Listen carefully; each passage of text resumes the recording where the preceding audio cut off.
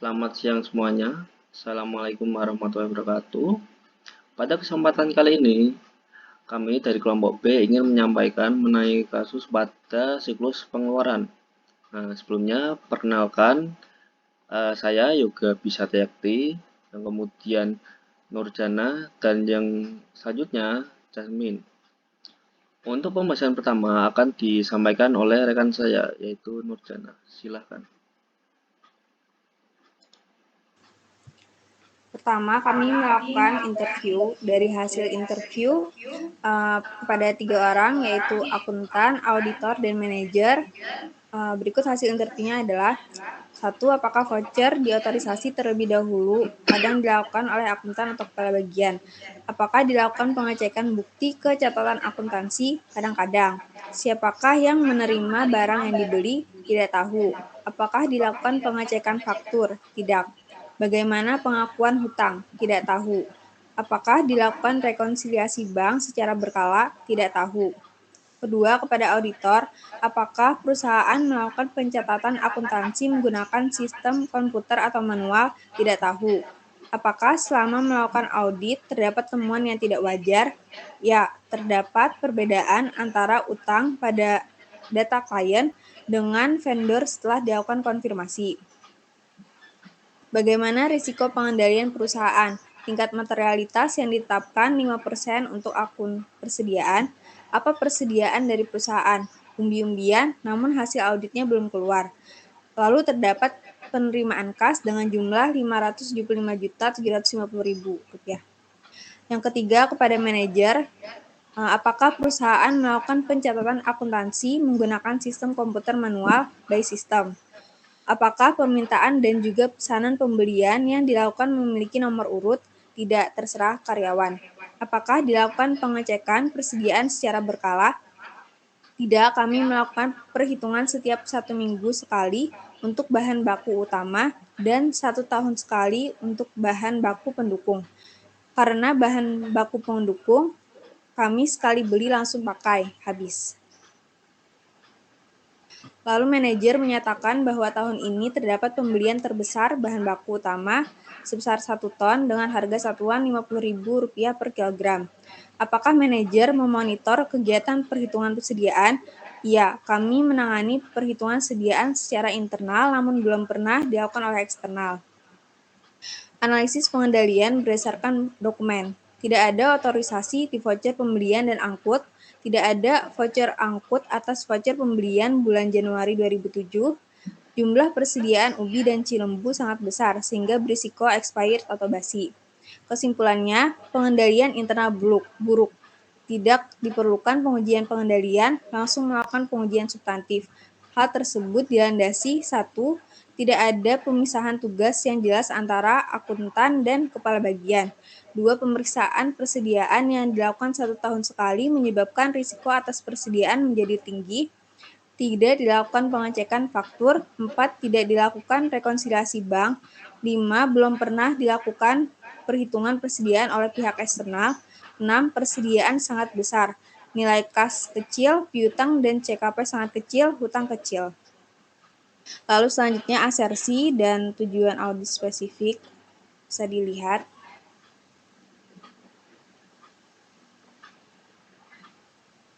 Lalu selanjutnya program audit. Pada tahapan pertama yaitu melakukan prosedur awal, yaitu 1. Mendapatkan pemahaman tentang bisnis dan industri serta menentukan signifikansi pembelian dan hutang usaha bagi perusahaan. Auditornya Jojon dilakukan tanggal 1 Februari 2008. Keterangannya merupakan industri manufaktur yang berjualan hasil bumi, umbi, dan ubit. Tujuannya keseluruhan. Lalu melaksanakan prosedur awal atas saldo hutang usaha dan catatan yang akan diuji lebih lanjut.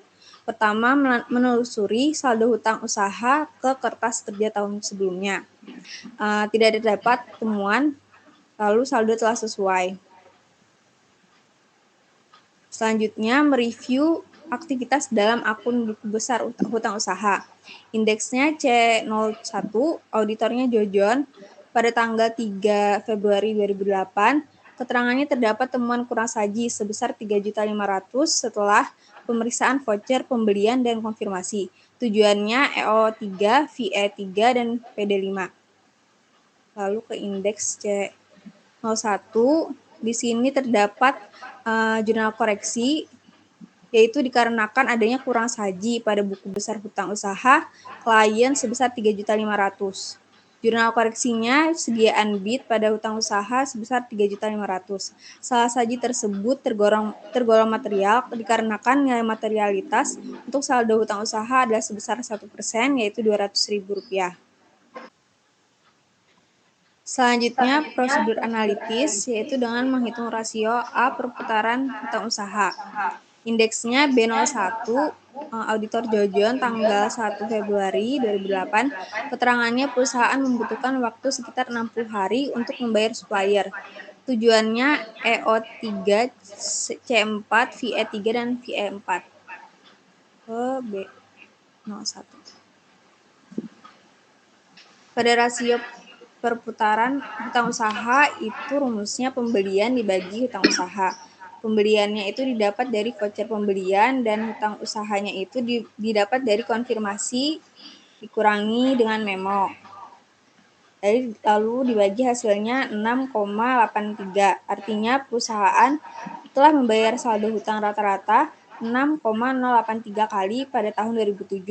Lalu untuk menghitung jumlah harinya, rumusnya jumlah hari 365 hari dibagi rasio perputaran hutang usahanya 6,083, sehingga hasilnya 60. Artinya perusahaan membutuhkan waktu sekitar 60 hari untuk membayar supplier.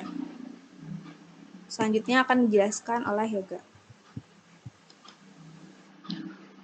Baik, untuk selanjutnya pada prosedur analitis, yaitu kita perlu membandingkan saldo hutang usaha dengan tahun sebelumnya. Untuk indeksnya itu B02, untuk auditornya Jojon, tanggalnya sama. Nah, keterangannya itu peningkatan saldo hutang usaha 17%. Untuk tujuannya itu, untuk tujuannya itu EO3, C3, VA3, dan VA4.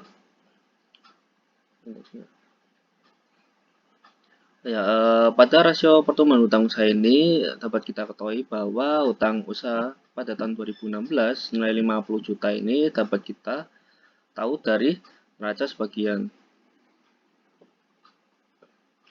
Kemudian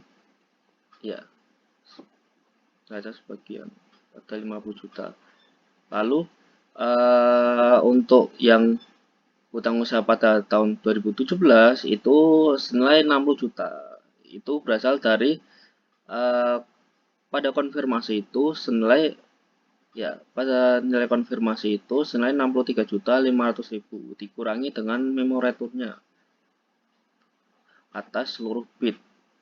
Nah, senilai 3.500.000 sehingga nilainya 60 juta, kemudian selisihnya 10 juta.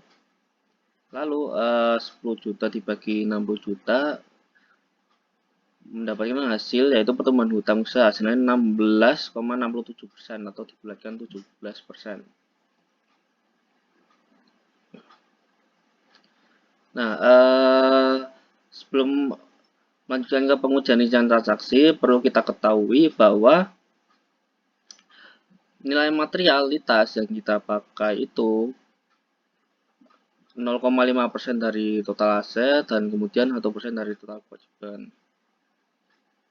Next. Nah, untuk pengujian rincian transaksi, kita perlu menelusuri sampel catatan transaksi hutang usaha ke dokumen pendukungnya. Yang pertama, menelusuri kredit voucher pendukung, faktur, laporan penerimaan, pesanan pembelian, serta informasi pendukung lainnya. Untuk indeksnya ini dari C01. Untuk auditornya Jojon pada tanggal 3 Februari 2008. Nah, untuk keterangannya ini terdapat kurang saji pada buku besar hutang usaha klien sebesar 3.500.000.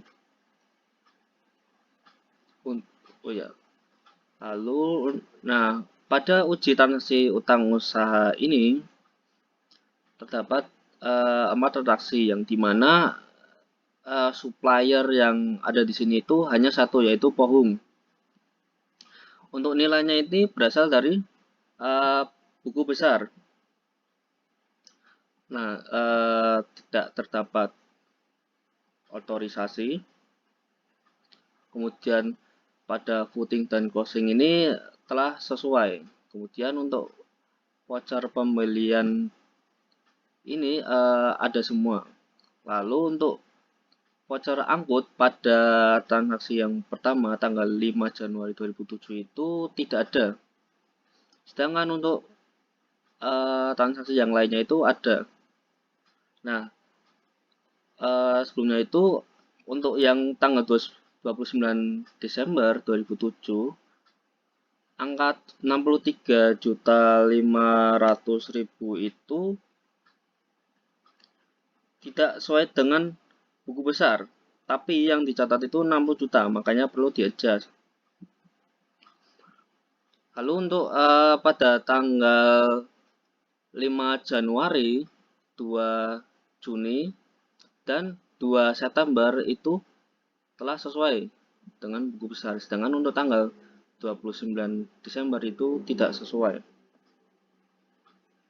Terus untuk catatannya ini terdapat kurang saji pada buku besar hutang usaha klien sebesar 3.500.000.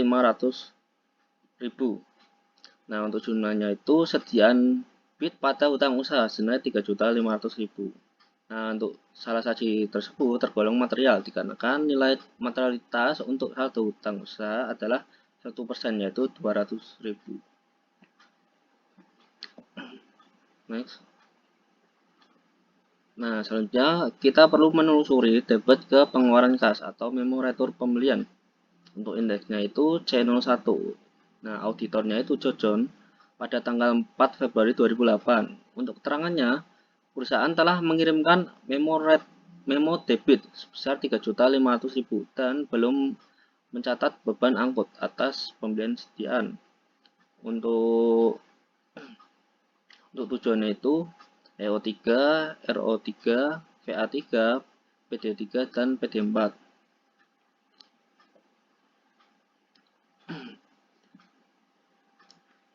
Nah, pada uji transaksi pembelian ini dapat kita lihat bahwa untuk tanggal 7 Februari, 7 Juli, 10 Oktober, dan 31 Desember itu suppliernya itu Pohung dan nilainya itu dari buku besar. Kemudian untuk pengeluaran kas ini untuk tanggal 7 Februari, 7 Juli, dan 10 Oktober itu ada pada pengeluaran kas. Sedangkan untuk tanggal 31 Desember itu tidak ada. Kemudian untuk pengeluaran kas untuk yang tanggal 7 Februari, 7 Juli, dan 10 Oktober itu ada. Sedangkan untuk yang tanggal 31 Desember dan pada 2017 yaitu CV Siput ini tidak ada pengeluaran kas. Sedangkan untuk periksa pencataan pada voucher pembelian pada tanggal 7 Februari, 7 Juli, 10 Oktober, dan 31 Desember itu ada lengkap. Kemudian untuk voucher angkut semuanya lengkap kecuali pada tanggal 7 Februari 2007. Kemudian untuk memo debit itu hanya pada tanggal 31 Desember 2007 itu yang ada, sedangkan untuk yang lainnya tidak ada. Nah, untuk khusus CV Siput ini untuk buku besarnya itu tidak ada, sedangkan untuk pengeluaran kas itu hanya 16 juta. Lalu tanggal 31 Desember itu kan buku besarnya itu kan 63.500.000 karena diadjust dari C01 yang dimana di situ kan tercatat 40 juta padahal belum dibayar. Kemudian perusahaan telah mengirimkan memo debit sebesar 3.500.000 untuk sediaan bid. Nah, berdasarkan memo debit tersebut, Karena memo debit tanggal 30 Desember, kemungkinan yang pertama itu belum diterima perusahaan tanggal 30 Desember. Yang kemungkinan itu pada tanggal tersebut sedang libur. Nah, kemudian kalau tidak di-adjust, maka saldo di debit 3,5 juta. Faktanya sistemnya ini just in time. Makanya perlu di-adjust agar saldonya nol seperti dikatakan manajemen. Maka dari itu untuk jurnalnya adalah utang usaha pada sediaan bid 3.500.000. Lalu terdapat salah saji tersebut tergolong material dikarenakan nilai materialitas untuk saldo hutang usaha adalah 1%, yaitu 200.000. Lalu terdapat kurang saji pada beban angkut karena asumsinya pada CV Siput ini menggunakan FOB destination, sedangkan di dokumen pengeluaran kas tidak ada catatan beban angkutnya. Nah, maka dari itu perlu dicatat beban angkut pada kas senilai 16 juta rupiah. Lalu salah saji tersebut tergolong material dikarenakan nilai materialitas untuk satu kas adalah 0,5%, yaitu 750.000. Untuk selanjutnya akan disampaikan oleh rekan saya. Silahkan. Selanjutnya, melaksanakan pengujian pisah batas. Hal tersebut tidak kami lakukan karena kami tidak dapat melakukan vouching karena tidak ada bukti pendukung voucher pembelian pada periode lain. Lalu melaksanakan pengujian pisah batas pengeluaran kas sama tidak kami lakukan karena kami tidak dapat melakukan vouching karena tidak ada bukti atau dokumen pengeluaran kas pada periode lain. Tujuannya EO3 dan C3. Selanjutnya akan dijelaskan oleh Jasmine. Baik, selanjutnya saya akan melakukan penjelasan terkait dengan pengujian rincian saldo. Di sini kami melakukan konfirmasi atas hutang usaha.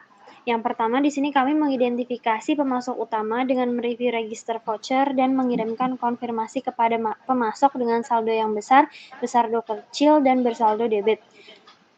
Untuk indeksnya D01, auditornya Jojon dilakukan tanggal 6 Februari 2008. Sebelum membuka indeksnya perlu diketahui terlebih dahulu bahwa di sini kami hanya melakukan konfirmasi kepada satu supplier saja, satu supplier klien kami, yaitu kepada Pohung. Untuk dokumen konfirmasinya sendiri di sini Pohung menyatakan bahwa saldo hutang klien kami yaitu PT Cilembu menurut pencatatannya ialah sebesar 63.500.000. Kemudian saya akan membuka kertas kerjanya. Ini adalah hasil kertas kerjanya. Di sini hanya ada satu pelanggan yaitu Pohung. Jumlah per klien ini 20 juta didapati dari dokumen buku besar hutang. Di sini dapat diketahui bahwa saldo akhirnya itu adalah 20 juta.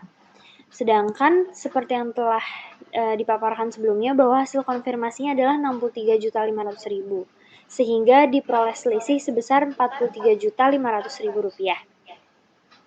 Untuk catatan pemeriksaan atas konfirmasi, di sini terdapat perbedaan saldo hutang usaha klien dengan supplier setelah dilakukan konfirmasi.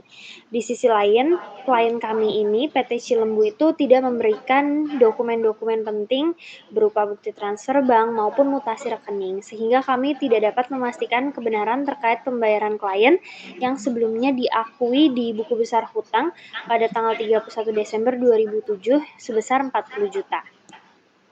Namun, di sisi lain kami masih mempertimbangkan memo debit yang sebelumnya telah dijelaskan oleh Kak Yoga, yaitu adanya penerbitan memo debit kepada Pohung. Untuk memo debitnya itu sendiri sebesar 3.500.000 atas retur seluruh persediaan bid.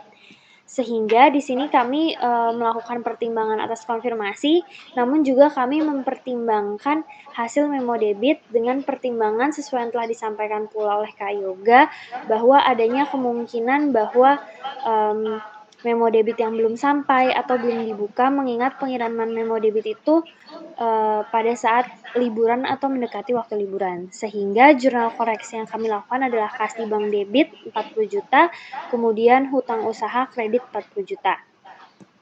Kami melakukan adjusting ini dikarenakan salah saji ini tergolong material. Karena seperti yang telah dijelaskan pula sebelumnya pada neraca bagian bahwa kami menetapkan saldo kas memiliki tingkat materialitas sebesar Rp750.000. Selanjutnya adalah menyelidiki dan rekonsiliasi perbedaan. Di sini kami tidak dapat melakukannya dikarenakan tidak adanya bukti pendukung seperti mutasi rekening maupun bukti transfer. Lalu merekonsiliasi hutang yang belum dikonfirmasi dengan laporan bulanan yang belum diterima klien dari pemasok. Untuk konfirmasi sendiri, seperti yang telah dijelaskan, kami sudah mengirimkan konfirmasi kepada supplier dari klien kami, yaitu Pohung. Dikarenakan tidak adanya supplier lain, maka dari itu kami juga tidak melakukan pengujian ini. Untuk tujuannya sendiri, EO3, C3, RO3, VA, PD3, 4, dan juga 5. Selanjutnya adalah penyajian dan pengungkapan. Dalam penyajian dan pengungkapan ini diperlukan perbandingan penyajian laporan dengan standar akuntansi keuangan yang berlaku.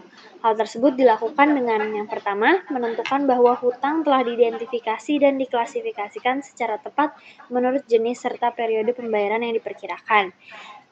Kami tidak melakukan hal ini dikarenakan seperti yang diketahui bahwa kami hanya memperoleh dokumen laporan keuangan berupa neraca sebagian saja. Sedangkan di sini diminta untuk melakukan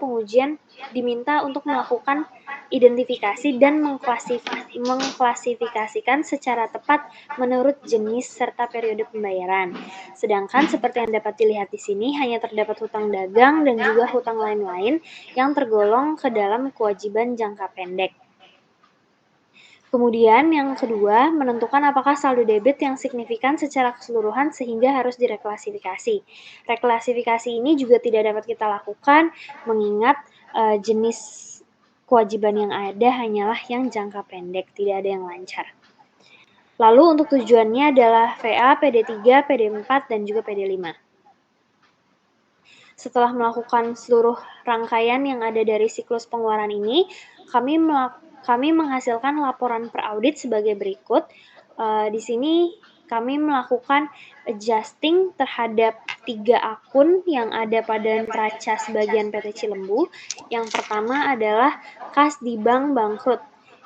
Kami melakukan adjustment sebesar 40 juta.